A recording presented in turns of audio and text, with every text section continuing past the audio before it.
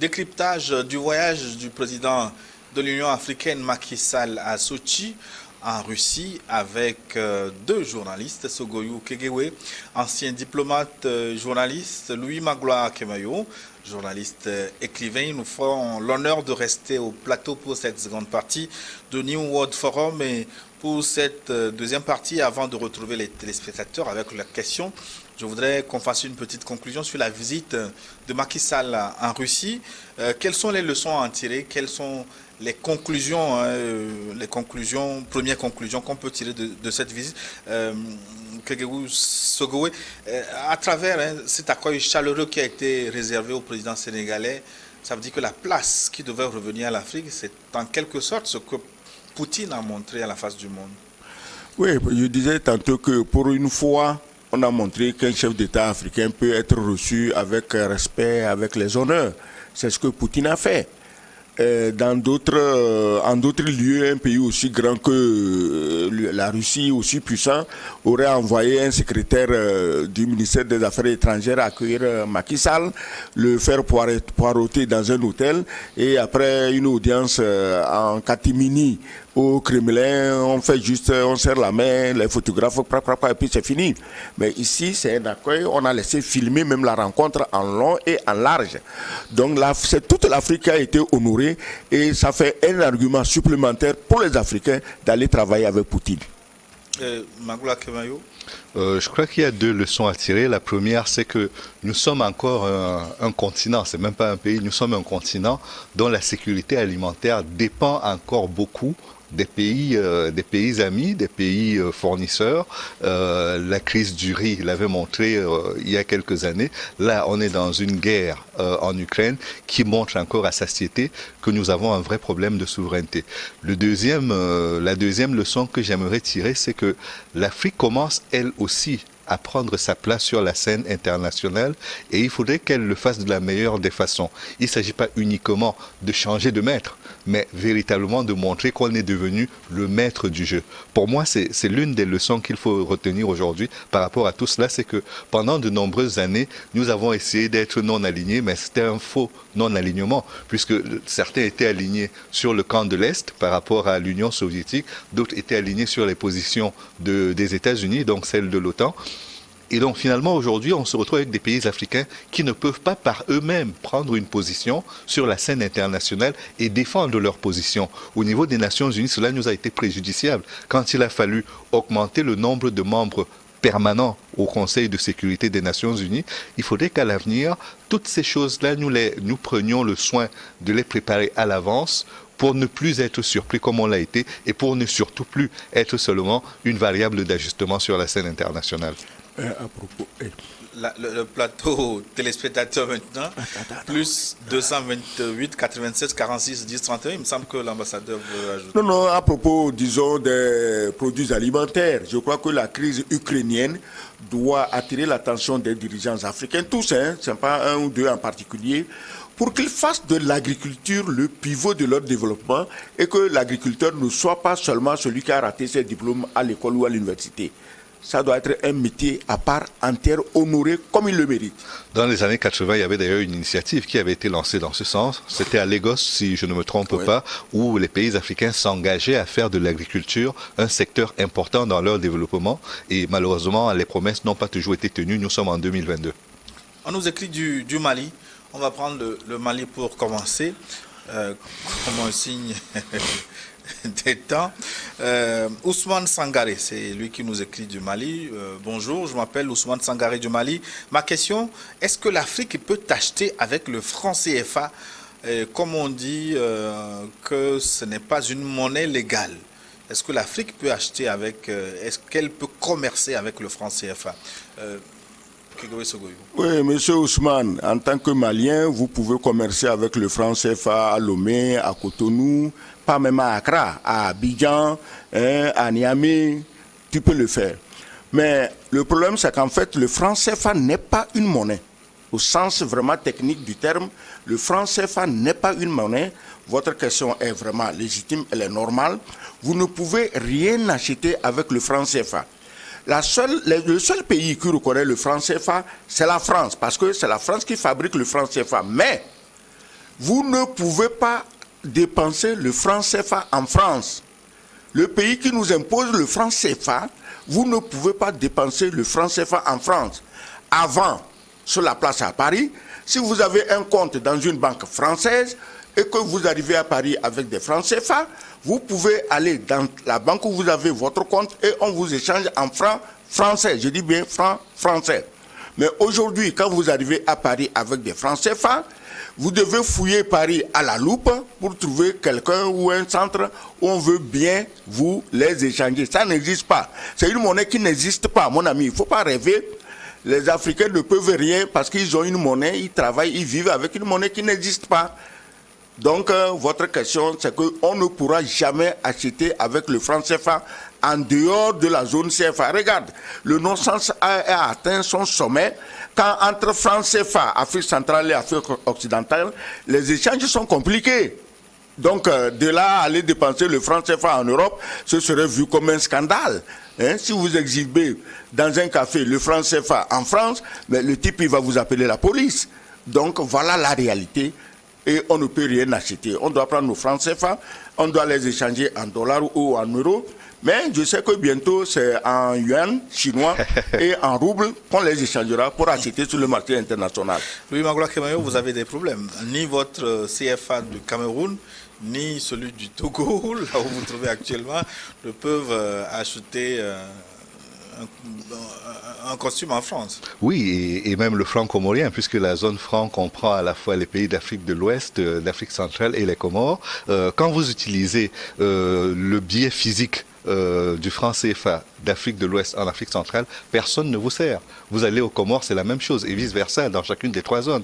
Donc, il y a un vrai problème. Et le plus dur, après, c'est que même quand vous faites des opérations bancaires entre les zones CFA, c'est très compliqué de valider les opérations, puisque ça doit passer par plusieurs instances de validation avant que l'opération soit reconnue. J'ai eu un cas encore il y a quelques jours où ça fait plus d'une semaine que les choses sont en cours, elles n'ont pas pu être validées parce que les instances qui s'en occupent vous disent qu'il y a des précautions pour passer d'une zone CFA à l'autre lorsqu'on est en train de réaliser une opération commerciale. Donc le franc CFA en réalité a été une sous-monnaie du franc français. Il est aujourd'hui une sous-monnaie de l'euro. Donc quand vous payez en réalité, vous achetez des produits, vous faites des opérations commerciales avec le franc CFA, c'est la Banque centrale européenne, au bout du compte, qui réalise l'opération. Si elle n'est pas d'accord avec votre opération, elle n'aura jamais lieu. C'est comme pour le dollar où les Américains disent si vous utilisez le dollar dans une opération, vous serez sanctionné. Si les pays africains veulent, sur le plan autonome, dire nous allons braver l'interdiction d'acheter ou de vendre en Russie et le faire avec notre franc CFA, c'est impossible puisque ça passe par la Banque centrale européenne et que si elle ne valide pas, l'opération n'aura pas lieu. Le système SWIFT, dont la Russie a été exclue par exemple, rend aujourd'hui impossible les achats en direction de la Russie. Les pays africains, même s'ils voulaient payer du blé en Russie, ne peuvent pas le faire parce que ça doit passer par le système bancaire et la Russie a été exclue de ce système-là par rapport à l'euro. Oui, mais si les Africains achetaient directement en roubles?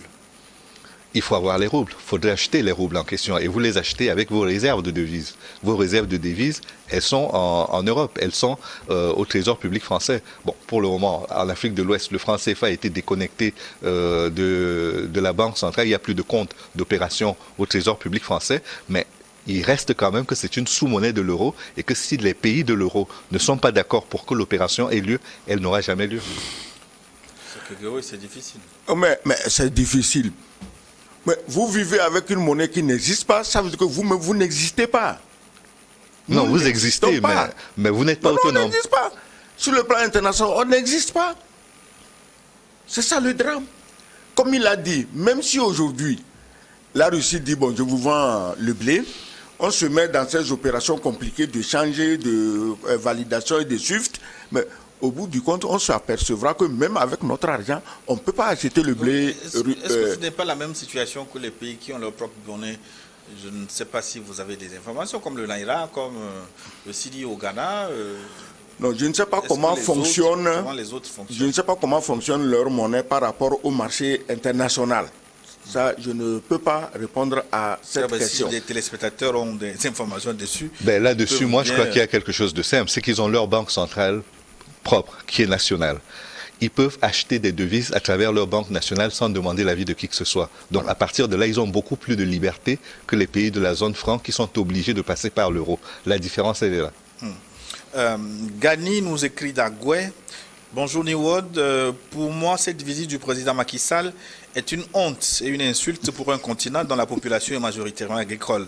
Pendant que les autres pays du monde, l'UE en tête, cherchent des solutions pour réduire leur dépendance dans plusieurs domaines, le président en exercice de l'Union africaine va mendier les céréales en Russie. Plus choquant, encore le président Sall demande la levée des sanctions contre la Russie, ce qui en soi n'est pas une mauvaise chose, mais le drame, c'est que le Sénégal du président Sall fait partie des pays qui imposent des sanctions criminelles et infondées au Mali frère. Enfin, au lieu de nous humilier ainsi, il serait préférable de réunir les chefs d'État africains pour plancher sérieusement sur l'indépendance totale de l'Afrique.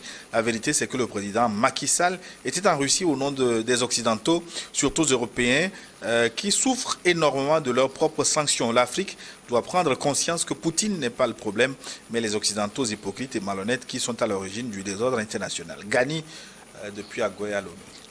Eh bien, Monsieur Gani, vous avez raison sur toute la ligne, sauf que le voyage de Macky Sall à Moscou, ce n'était pas pour commander du blé. À Sochi, ce n'était pas pour commander du blé, mais il n'a pas voyagé en son propre compte. Il éprouve lui-même la fierté que tu éprouves pour désapprouver ce voyage, mais il le fait au nom de centaines de millions d'Africains que nous sommes. Donc, il faut mettre de côté les petites fiertés personnelles ou nationales. À part cela, vous avez raison sur toute la ligne, l'Afrique doit produire ce qu'elle mange. Je ne sais même pas pourquoi on se plaint de l'augmentation du prix du pain. Je ne sais pas pourquoi un habitant de Kara, d'où je viens, le matin va manger le pain au lieu de prendre sa bouillie de mil. Moi, je ne sais pas. C'est cette déformation dans la tête qu'on nous a inculquée depuis des siècles de colonisation. C'est ça qui nous a amenés à là. Combien de Français, d'Anglais, d'Allemands boivent la bouillie de mil ou de riz le matin? Personne. Pourtant, ils ont vécu chez nous ici des générations entières. Pourquoi nous, on prend leurs habitudes alimentaires? Donc, ou bien nous produisons ces produits qui servent à faire ces aliments, ou bien nous renonçons à ça et nous produisons ce que nous mangeons. L'agriculteur ne doit pas être le laissé pour compte, il ne doit pas être celui qui n'a pas réussi à l'école, il ne doit pas être ici, il ne doit pas être tout ce qui est négatif en Afrique. Il faut valoriser l'agriculture et valoriser tous les acteurs de l'agriculture. Je voudrais adresser la question de Richard Tagwa maintenant. Magloire, je salue vos invités de trempe lourde. Richard Tagwa depuis Kara. Cette démarche du président sénégalais est dans une certaine mesure de bonne guerre pour résoudre en partie cette question de vie chère que vit une partie ou même le monde entier. Ma question donc est de savoir, le président Macky Sall est choisi expressément par l'ensemble des présidents de l'Union africaine pour plaider la cause de tout le continent ou cela est une démarche personnelle. Autre préoccupation, à quand pourrons-nous produire localement nos produits de première nécessité pour ne plus être à la solde des pays occidentaux? À quand cette indépendance alimentaire, même si on sait que certains produits pourront nous faire défaut et qu'il faille recourir à l'extérieur? Magla? Oui, j'ai deux réponses par rapport à ça. La première, c'est que l'Afrique doit produire ce qu'elle consomme et consommer ce qu'elle produit. Ça paraît bête de l'exprimer ainsi, sans créativité, mais il y a aujourd'hui dans la plupart des rayons au Togo, du moins à Lomé où je suis, qui valorisent le consommer local. Et je crois que c'est aussi à nos entreprises, à nos chefs d'entreprise, ainsi qu'à nos gouvernements, de donner un essor à ce consommer local. J'ai vu récemment que la première ministre avait rendu visite à des boulangers qui font de la farine avec les céréales locales et donc qui peuvent ne pas avoir besoin du blé pour faire du pain ou d'autres produits de boulangerie ou de pâtisserie. Ça doit être encouragé. Parce que si au moins nous n'avons pas d'argent pour acheter à l'extérieur, ayons l'intelligence de produire ce que nous consommons et de le consommer nous-mêmes. Ça permettrait à tout le monde de s'en sortir et nos entreprises qui vont se lancer dans ce secteur-là, au moins sur le plan compétitif, auront cet avantage de ne pas trop dépendre de l'international. Parce qu'encore une fois, non seulement nous avons le problème du blé, des produits céréaliers que nous ne pouvons pas acheter, mais nous avons également le problème des intrants, c'est-à-dire que faire de l'agriculture intensive dans nos pays pendant les 2 voire 5 prochaines années sera impossible. Les récoltes vont chuter et à côté de ça, l'autre élément qui fera grimper les prix, c'est que le prix de l'essence a augmenté et va encore augmenter. Il y aura une incidence sur les prix et la vie chère dont nous déplorons déjà le caractère très difficile. Donc tout cela doit nous pousser à produire ce que nous consommons et à consommer ce que nous produisons. Encore une fois, c'est peut-être pas très original exprimé ainsi, mais c'est ce que je pense. C'est très pratique. Monsieur Kegewe va répondre à Gilles Mtondi, il est écrivain historien, il nous écrit de Baguida au Togo. Bonjour à tous les panélistes. Le voyage de Macky Sall à Sochi dénote du repositionnement de l'Afrique dans l'ordre mondial et sur la scène internationale. La guerre en Ukraine aurait repositionné les cartes, redistribué les cartes. Cette nouvelle ère qui annonce le poids de l'Afrique dans l'ordre mondial nouveau s'inscrit dans la politique du non-alignement. L'Europe est en train de perdre cette partie de l'Afrique. Gide Mtondi. Oui, monsieur Mtondi, vous avez entièrement raison quand vous dites que l'Afrique se repositionne. Mais je crois qu'elle ne le fait même pas assez. L'Afrique on devait même tenir un sommet de l'UIA pour réorienter l'Afrique selon ses intérêts, pas seulement vers Moscou, comme le a dit mon vis-à-vis tantôt. Il ne s'agit pas de chercher un nouveau, disons, colonisateur, entre griffes. L'Afrique devait s'ouvrir, aller voir les Chinois, aller voir les Turcs, aller voir les Brésiliens. Quand on parle ici, souvent on oublie le Brésil, quand même c'est une puissance agricole. Si le Brésil fermait ses robinets de soja, toutes les vaches et les moutons en Europe ou même en Amérique du Nord seraient morts de faim. Donc l'Afrique est effectivement en train de se repositionner et je crois qu'il appartient à chacun de nous d'encourager nos dirigeants, nos chefs d'État à ce repositionnement. Parce que dès qu'un chef d'État africain veut regarder ailleurs, souvent ce n'est pas le colonisateur, c'est plutôt ses propres frères dans le pays qui vont solliciter le colonisateur contre lui pour lui dire « Ah, tu sais, il veut prendre notre pays pour aller donner à tel alors que c'est toi qui as le droit légitime de nous régenter. » Bon, voilà. Donc, il faut que tout le monde, dans nos pays, qu'il n'y ait pas de différence ni religieuse, ni politique, ni économique ou sociale, et qu'on soutienne massivement les chefs d'État africains qui sont décidés à s'ouvrir d'autres horizons sans forcément abandonner les anciens horizons. Il faut qu'on nous comprenne. Je l'ai dit tantôt ici, l'Europe est incontournable pour nous. On ne peut pas du jour au lendemain dire, bon, quand les gens quittent ici pour aller faire des choses, mais ils vont à Paris, ils vont à Londres, ils vont en Allemagne. Très peu de Togolais, j'en ai pas encore vu à l'aéroport qui vous disent, ah moi je vais à Moscou, hein. Ah moi, bon, Pékin, d'accord, les gens vont pas même à Pékin, à Guangzhou, dans le sud pour des raisons commerciales. Donc, il ne s'agit pas d'abandonner les Européens qui eux nous considèrent comme des esclaves. Nous, on commet l'erreur de les considérer comme des amis. Ils répètent, ils insistent à nous dire, nous, on n'a pas d'amis, d'accord, mais nous, on les prend pour des amis. Mais qui ne nous empêche pas de nous faire de nouveaux amis. C'est tout. Et puis, il y a une chose que je voudrais ajouter, c'est que l'Afrique est en train de mettre sur pied une zone de libre-échange continentale et il faudrait donner un sens à cette zone de libre-échange parce que si nous restons aussi dépendants sur tous les plans et notamment sur le plan agricole de l'international, enfin des partenaires et amis à l'international, je ne vois pas comment est-ce que nous allons alimenter la zone de libre-échange continentale. Si le maïs du Zimbabwe ou bien du Rwanda ne peut pas arriver jusqu'au Rwanda pour aider, ne peut pas arriver jusqu'au Togo par exemple, je ne vois pas à quoi ça doit servir. Aujourd'hui, l'Afrique commerce au sein d'elle-même à hauteur de moins de 15%. Je pense que le chiffre précis c'est 13%, là où tous les autres continents sont à minima à 60%. Donc nous devons apprendre à faire africain, à consommer africain pour réduire cette dépendance à l'international et éviter cette fragilité, notamment sur le plan alimentaire. À consommer africain aussi. Consommation médiatique, c'est le lieu de rappeler que New World TV est un média africain, un bouquet africain qu'on vous recommande. Les réabonnements à partir de 1500 francs CFA, ça écrase toute concurrence. Et donc, partout où vous le souhaitez, vous pouvez vous abonner à New World TV et vous réabonner très facilement à travers les réseaux mobiles, les transferts d'argent mobile, Move ou T-Money au Togo. Monsieur Kagwe, j'espère que vous n'avez pas oublié de vous réabonner. Non, mais le problème, en réalité, le problème, c'est quoi? New World TV, qui est une réalisation extraordinaire, sensationnelle, est d'ailleurs telle que très peu d'Africains ou très peu de Togolais arrivent à croire quand on leur dit que mais c'est votre compatriote qui a réalisé ça. Parce que dans la tête des Africains, il faut qu'on le dise quand même, il ne faut pas accuser les Blancs. Dans la tête des Africains, si on ne dit pas que quelque chose vient de chez les Blancs, c'est que ce n'est pas bon, ce n'est pas important. Donc, il faudrait que les gens s'adaptent et sachent que New World TV étant une chaîne des éléments patriotes de la diaspora africaine, doit être encouragée et soutenue.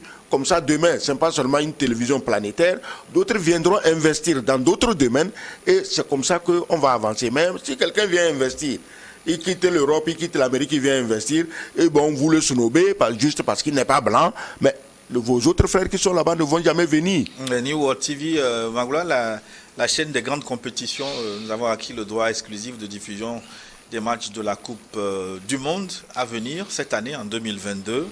Droit exclusif pour les pays francophones au sud du Sahara, Afrique subsaharienne. On a acquis aussi le droit de diffusion pour l'Euro, les Coupes d'Europe des Nations à venir, de même que la Ligue des Nations européennes qui se joue actuellement là. Vous pouvez les suivre sur les chaînes New World TV. Oui, non, mais je crois qu'il ne faut pas sous-estimer les réussites dans tous les domaines. Et sur le plan médiatique, je crois que New World est un succès aujourd'hui. Qu'on aime ou qu'on n'aime pas, il faut reconnaître que c'est un succès. Et un succès, ça s'encourage. Ça s'encourage à travers les abonnements et ça s'encourage également en permettant que vous ayez des bureaux au-delà de Lomé, qu'on puisse retrouver un bureau de New World, par exemple, au Cameroun, au Mali et dans d'autres pays africains, afin que l'information africaine soit également traitée par les chaînes africaines. Quand on parle d'éléments qui ne circulent pas entre pays africains, on parle beaucoup de produits, mais on oublie l'immatériel et notamment l'information. Aujourd'hui, notre information, nous dépendons dans le traitement de cette information de beaucoup de groupes de médias qui sont basés à l'extérieur. Donc pour moi, cela ferait sens que sur le plan national et continental, New World prenne le leadership sur le traitement de l'information africaine et bénéficie également d'une aura aussi importante, voire plus par rapport aux médias qui sont déjà en place et qui paraissent incontournables dans le traitement de l'actualité africaine. Africa numéro 1 au monde, New World existe. Faisant en sorte qu'elle rayonne et qu'elle se pérennise sur la scène médiatique africaine et internationale. Merci infiniment pour votre inestimable soutien. Oui, Gilles, mais on parle de toutes les guerres, économiques, militaires, financières, sociales. On oublie de parler de la guerre médiatique. C'est avec leurs médias que les Européens, les Occidentaux nous ont réduits à néant. Ils nous ont réduits à néant. On pense comme eux, on raisonne comme eux. Vous voyez des gens, ils ont fait de brillantes études en Europe. Quand ils parlent, un Africain, ton frère, tu te rends compte que c'est plutôt un Français noir qui est assis devant toi. Pourquoi? C'est les médias. Voilà, c'est les médias qui ont sorti leur cerveau pour mettre le cerveau qui a été programmé pour l'intérêt de l'Occident. Donc la guerre médiatique, je crois que ça devait faire l'objet même d'un débat avec des spécialistes. La guerre médiatique, si nous ne la gagnons pas, ou bien du moins si nous ne nous engageons pas avec les armes à la hauteur de ce que les autres font, tout le reste que nous disons sur l'économie, sur l'alimentaire, c'est vain parce que nous n'arriverons pas à convaincre nos propres concitoyens africains du bon sens, de la nécessité de ce que nous disons dans le domaine économique. Et si quelqu'un en doutait, cette guerre en Ukraine en est la démonstration parfaite. Voilà. La première chose que les Européens ont faite au début de la guerre a été de supprimer Russia Today et Sputnik des bouquets européens. Donc, on évitait que la propagande que la Russie aurait pu faire atteigne les populations européennes. Voilà. Et donc, c'est pour ça que ces chaînes ont été blacklistées au niveau de l'Union européenne. Donc, comprenons que cette guerre de communication, cette guerre des médias a commencé et que si nous ne nous y préparons pas, nous risquons de la subir, un peu comme nous subissons la crise aujourd'hui des produits céréaliers ainsi que des fertilisants en provenance d'Ukraine et de Russie. Et cela dit, nous retrouvons nos téléspectateurs. Eux, ils ont fait leur réabonnement, c'est pourquoi ils nous reçoivent 5 sur 5 de par le monde. Macky Sall a posé un pas de géant. Que nous le voulons ou pas, nous avons besoin du blé, de l'Ukraine et de la Russie. J'apprécie beaucoup ce chef d'État africain, chapeau à lui. Et ma question maintenant, n'est-ce pas le moment pour l'Afrique de penser exploiter sa propre terre? Oui, mais c'est ce que je dis. Ce que je dis, si les Africains ne se mettent pas à exploiter leurs terres, moi j'entends sur les réseaux sociaux, j'entends les gens qui disent ah, on a vendu les terres aux Chinois, aux Indiens, aux Libanais. Mais puisque vous-même vous vous moquez de votre terre, ceux qui accordent de la valeur à cette terre viennent la prendre pour l'exploiter. C'est ça le drame. Mais je dis, il faut rétro-pédaler et dire aux gens qu'aller au champ, ce n'est pas une question de tu as réussi à l'école ou non. Qu'aller au champ peut te permettre de vivre 10, 20, 100 fois mieux que quelqu'un qui est en ville. C'est difficile pour démarrer au champ. Nous sommes d'accord. C'est là que doit intervenir le rôle, disons, des pouvoirs publics. Bon, dans nos pays, il y a des mesures qui sont prises. Souvent, par exemple, la dernière fois, vous avez cité le Premier ministre qui s'est déplacé elle-même pour aller rendre visite à un boulanger. Voilà des gestes qui renforcent, disons, ceux qui veulent s'investir dans ce domaine. Chaque matin, chaque midi, chaque soir, nous mangeons, mais nous n'accordons aucune importance à ceux qui produisent ce que nous mangeons. Ce geste du Premier ministre, en lui seul, est très significatif et nous devons l'encourager, elle, son ministre de l'Agriculture, pourquoi pas le chef de l'État lui-même, à rencontrer des jeunes agriculteurs. Pour qu'on sache que, bon, si on reçoit bien les gens qui dansent, qui font les cheveux rasta qui dansent, on reçoit bien les filles qui vont balancer leurs fesses dans des histoires de Miss Togo, mais il faut recevoir les jeunes agriculteurs, il faut leur accorder de l'importance. Donc, chapeau à Madame le Premier ministre. Il faut recevoir les journalistes aussi. Oh. Bien sûr, bien sûr. Je plaide pour ma gloire. On nous écrit du Bénin. Bonjour Niwod, c'est Niwod Info, bien sûr. Je souhaite d'abord dire à l'aîné qui intervient actuellement sur l'émission Afrique-Russie, décryptage du voyage de Macky Sall à Sochi, je voudrais lui dire que la jeunesse africaine est fière de lui et qu'il est un modèle à suivre. Ah. C'est qui le vieux? C'est moi? Il y a un seul jeune retraité sur le plateau. Eh bien, mon ami, merci. Oui, merci pour ce compliment, mais il faut surtout remercier et complimenter la chaîne New World. C'est elle qui nous donne cette possibilité. Parce que nos chaînes nationales, même si elles sont sur satellite, ne peuvent pas avoir cette audience. Donc il faut remercier la chaîne New World, il faut remercier ses initiateurs, il faut remercier les pouvoirs publics togolais qui font ce qu'ils peuvent pour lui faciliter la tâche d'installation et de fonctionnement au Togo. Donc vraiment merci. Au Togo et ailleurs. Voilà. Serge Tamalé depuis le camp de police. Bonjour Niwod, vraiment merci beaucoup aux invités pour leurs analyses très pertinentes. Mais j'ai une question aux invités. Qu'est-ce que la CEDEAO doit faire pour éviter les coups d'État en Afrique? Est-ce que la Russie aussi n'aura pas des intérêts en voulant libérer l'Afrique de la France? Serge Tamalé. La CEDEAO, pour le moment, je crois qu'il faut rester humble dans les ambitions quand on traite des questions qui ne concernent pas un seul pays, mais un groupe de pays. À ma connaissance, la CEDEAO a été faite pour être la CEDEAO des peuples. Non pas des présidents, non pas des ministres, c'est la CEDEAO des peuples. Et donc, ce qu'elle peut faire, c'est s'assurer que la question de la gouvernance, par exemple, qui est très importante, soit résolue dans chacun des pays. La CEDEAO ne peut pas par elle-même intervenir dans un pays pour rendre les choses meilleures. Elle peut aggraver la situation, on le voit. Mais ce qu'elle doit faire, en amont, c'est faire en sorte que les populations se sentent chez elles au sein de la CEDEAO. Que vous soyez nigérian, que vous soyez sierra-léonais, cap-verdien ou togolais, où que vous vous trouvez au sein de la CEDEAO, vous devez vous sentir chez vous. Et c'est ce cadre global que la CEDEAO peut aider à constituer et représenter une force collective qui fait que on a souvent dans nos villages une expression que j'aime beaucoup, c'est que vous prenez une brindille de balai seule, vous pouvez la briser sans aucun problème. Mais quand vous en faites un balai, un bouquet, et que vous voulez briser ces mêmes brindilles de balai, c'est impossible. C'est difficile, voire impossible. Et donc la CEDEAO doit servir de cela, être le bouquet qui protège les différentes brindilles que sont nos pays. Le reste sur les coups d'État et autres, ça c'est la volonté des peuples. Par moment, on ne peut pas grand-chose contre cela. On peut juste accompagner les peuples dans le quotidien pour qu'ils vivent mieux et qu'ils se sentent à l'aise dans le quotidien. Mais dire qu'on va imposer une façon de gérer le pays ou de prendre le pouvoir, je pense que c'est au-delà de la capacité de la CEDEAO. Nous avons reçu la question de Yao Dagwe. Bonjour le plateau. Monsieur Macky Sall est-il vraiment sincère dans sa démarche auprès de Monsieur Poutine, se demande-t-il. Sinon, comment comprendre que lui et ses pairs ont infligé des sanctions illégales contre leur pays frère et au même moment, ils plaident pour la levée des sanctions infligées contre la Russie pour avoir du blé en Afrique. Pourquoi ne pas lever les sanctions contre le Mali avant de se rendre à Sochi? Grand coucou à M. Kegewe et aux autres dignes fils africains. Les sanctions contre le Mali, on peut avoir espoir qu'en juillet, oui, Gilles, je suis tellement remonté contre ces sanctions que chaque fois qu'on en parle, mon sang bouillonne dans mon corps. Parce que ça ne répond à aucune logique. Absolument à aucune, à part les ordres que le chef actuel de la CEDEAO reçoit de Macron.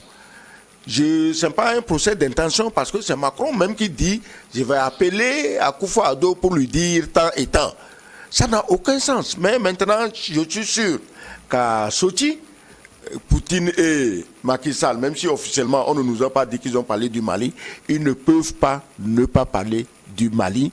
Et hier à Abidjan, Macky Sall était de ceux qui militaient pour la levée des sanctions. À Accra. À Accra, pardon. Donc ça veut dire que même s'il n'avait pas l'intention, la visite à Sochi lui a quand même fait réfléchir, parce qu'il s'est dit, mais tiens, ce qu'on fait au Mali, c'est ce que l'OTAN fait à la Russie, et ça n'a absolument aucun sens. Et à cause de ça, toute la planète risque de mourir de faim.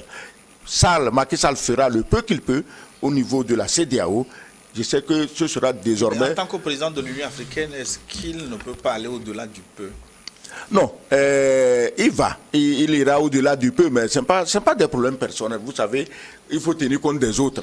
Et dans le dossier malien, n'oublions pas que le Mali a sollicité notre pays, en l'occurrence notre président, pour servir, disons, de facilitateur. Ce qui fait que, bon, actuellement, quand on veut parler de ce sujet, je préfère aller doucement pour ne pas plomber le travail de mon président. Sinon, je suis sûr qu'à Accra hier, chacun a fait ce qu'il pouvait pour lever les sanctions. Mais les fanatiques pro-européens... Pour la première fois, beaucoup de voix se sont élevées. Oui, en tout cas, les fanatiques pro-européens, un Bazoum qui peut-être se prend pour un blanc, bon, ces fanatiques-là continuent à exiger qu'on tue les 20 millions de Maliens, mais un jour, ça va se retourner contre eux. Ouais. Bonjour, chapeau à tous sur le plateau. La roue de la prospérité de l'Afrique qui tourne actuellement avec pour partenaire privilégié la Russie est engagée. Tous ces chefs d'État africains qui hésitent encore doivent se décider au plus vite. Sinon, la nature à travers cette roue qui tourne sera dans l'obligation de les déposer. Que Dieu bénisse le partenariat Afrique-Russie, Jacques depuis Sokoré. J'entends ce qu'il dit, je comprends. De quel côté de la roue vous trouvez-vous? Non, personnellement, ça n'a pas grande importance. Ce que je crois, c'est que nous sommes arrivés à un moment de la vie de nos pays où il faut que les dirigeants soient plus courageux qu'ils ne le sont maintenant. Je ne sais pas quelles sont les raisons pour lesquelles ils ne s'expriment pas toujours ou alors qu'ils s'expriment en parabole, mais ce qui est certain, c'est qu'aujourd'hui, l'Afrique doit avoir beaucoup plus de courage pour affirmer ses positions sur la scène internationale parce qu'elle est en position de force. Que ce soit par rapport à ces sanctions. Quand vous voyez les sanctions que subit aujourd'hui le Mali au sein de la CEDEAO, elles font autant de mal au Mali qu'elles en font aux autres pays. Parce que le Mali est un pays central au sein de la CEDEAO. Et en sanctionnant le Mali, vous sanctionnez les autres pays. Et il y a eu une double sanction parce que non seulement la CEDEAO l'a fait, mais l'Union monétaire ouest-africaine également l'a fait. Donc ça fait qu'on est dans un système où... les gens ont l'impression que nous ne sommes pas capables par nous-mêmes de trouver des solutions à travers l'ancienne palabre africaine dont on se moquait par moments, mais qui pour moi doit retrouver toutes ces lettres de noblesse, parce que si nous décidons que à chaque crise que nous avons au sein de nos pays, ce n'est que par la violence que nous allons la résoudre ou par la force, je crains malheureusement qu'il n'y ait pas de survivants au terme de tout ce que nous allons faire. C'est pourquoi il est important de continuer de négocier diplomatiquement, de faire la palabre africaine, d'aller sous l'arbre à palabre et de trouver des solutions qui permettent aux uns et aux autres non seulement d'avoir leur honneur sauf, mais que la cause commune soit également préservée. Oui, Sanfou nous écrit de Tatapabé à Tatapabé qui me manque avec ses collines. Ousmane Dissanfou. Bonjour à vous sur le plateau et surtout aux invités, aux deux invités qui sont, je suis très content de leur professionnalisme, de leur tact dans le débat. Non seulement ils se respectent, mais aussi respectent leurs opinions. Je salue au passage donc leur sagesse et savoir-vivre. Ce n'est pas comme ce que nous suivons avec d'autres qui ne nous permettent pas d'écouter même ce qu'ils disent. On ne laisse pas son confrère aller jusqu'au bout de son analyse. C'est pour nous qu'ils sont sur le plateau, donc ils doivent faire en sorte non seulement que nous puissions suivre, mais aussi apprendre d'eux. J'ai suivi avec intérêt ce débat. Merci, que Dieu vous comble et vous garde. Bonne suite de journée dominicale. Ousmane Dissanfou, depuis Atapamé. Merci Ousmane. Et vous nous encouragez à faire mieux. On ne va pas dormir sur les lauriers. Vos encouragements vont nous amener à faire mieux. Et effectivement, respecter la pluralité des opinions, comme le veut la chaîne New World. Elle nous invite toujours parce qu'elle veut que la pluralité des opinions soit exprimée et à l'intention de tout le monde, ceux qui nous écoutent, que ce soit à Lomé ou au-delà, en Afrique, partout. Moi, j'ai un ami qui est à Moscou, souvent après le débat, il m'appelle. Voilà, donc jusqu'à Moscou, et quand j'ai dit, mais c'est pas possible, il dit oui, que lui, il a suivi ça. Mon plus grand correspondant et admirateur aujourd'hui, il se trouve au Brésil. Donc, vous voyez, New World rayonne beaucoup. Il n'y a pas de raison que nous-mêmes, on ne rayonne pas à travers New World. Merci. Les réabonnements. Raphaël Cac nous écrit de Lomé. Bonjour, je salue également vos invités pour la maîtrise du thème du jour et surtout leur sens d'ouverture et du franc-parler. Deux ténors qui nous donnent satisfaction à chaque fois qu'ils apparaissent, aussi bien sur votre chaîne que sur d'autres. Ma question est celle-ci. Pensez-vous comme moi que M. Poutine pourra gagner cette guerre que l'Ukraine fait par procuration pour ainsi libérer l'Afrique et partant le monde entier des mains de ces faux démocrates qui usent du mot démocratie pour faire passer leur basse besogne? Je ne sais pas qui va gagner cette guerre. Si je devais être vulgaire, je dirais que ce n'est pas notre guerre. C'est la guerre des Européens, c'est la guerre de la Russie et de l'Ukraine, avec autour maintenant les différents satellites qui les attisent. Mais ce que nous devons retenir, ce qui doit être une victoire pour nous, c'est de comprendre que dans des situations conflictuelles et difficiles comme celle-là, l'unité est importante. Quand il y a une guerre comme celle contre le terrorisme, qui a commencé au Mali, mais qui concerne désormais tout le Sahel, voire les pays de la côte atlantique, nous devons unir nos forces pour la gagner. Si nous n'unissons pas nos forces, personne ne viendra unir ses forces aux nôtres pour nous aider à gagner.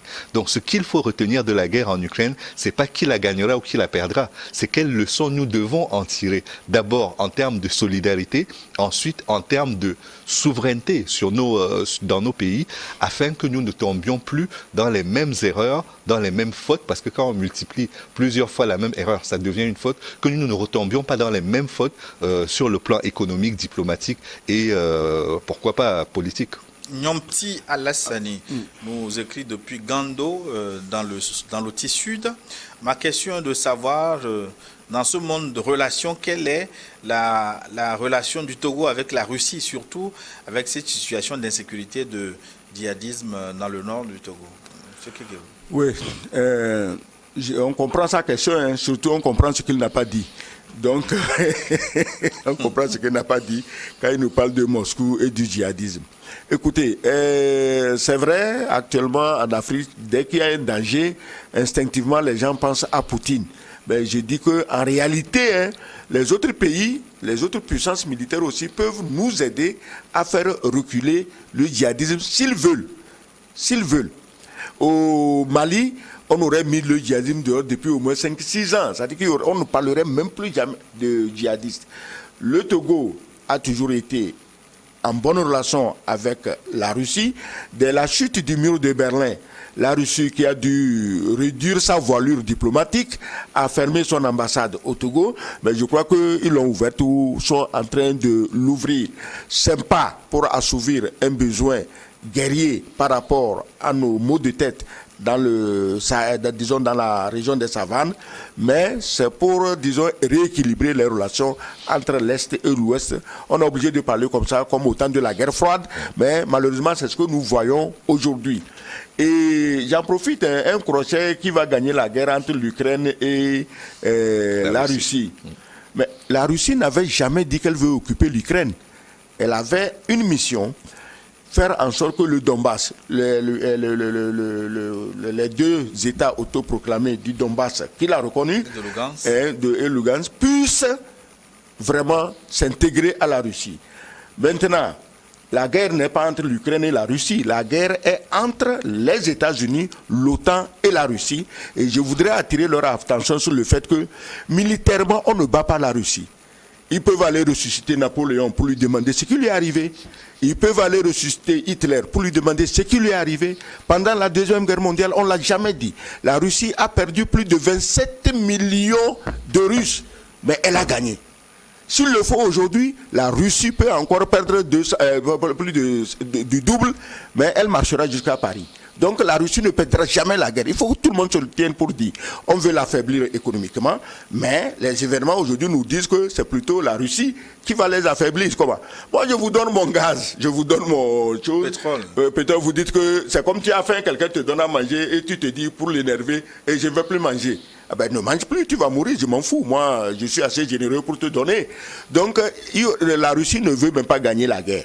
Elle veut atteindre un objectif. Elle l'a atteint depuis qu'elle a vidé Azovstal de ses nazis et de leurs suppôts occidentaux qui sont venus s'agglomérer là-bas pour bidouiller des armes chimiques, des armes biochimiques, des armes machin.